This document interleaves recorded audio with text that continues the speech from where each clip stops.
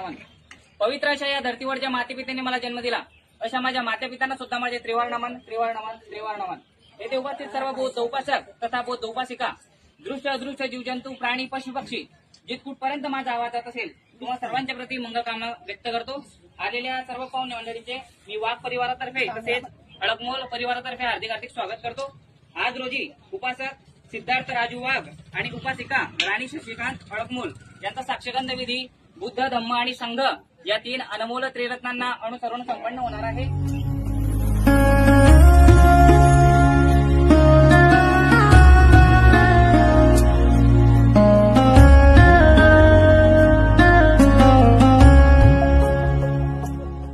बुद्धं धम्मं च संघं सुगत तनुभवा धातो धातु गभ्भे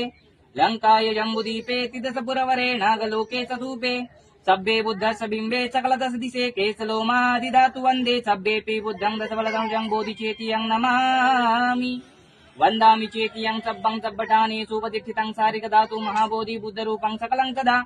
यस्य मूले निसिन्नो वा सब्बारि विजयं अकापत्तो सब्बयुतं सत्था वन्दे तं भय विनाशाय भवे दिगायो दायकं चित्तं उजुं प्रतिक्मानं प्रदिक्तं ब्रूत मंगलम ततियं पे विपत्ति पटिविहाय सब्ब संपत्ति सिद्धिया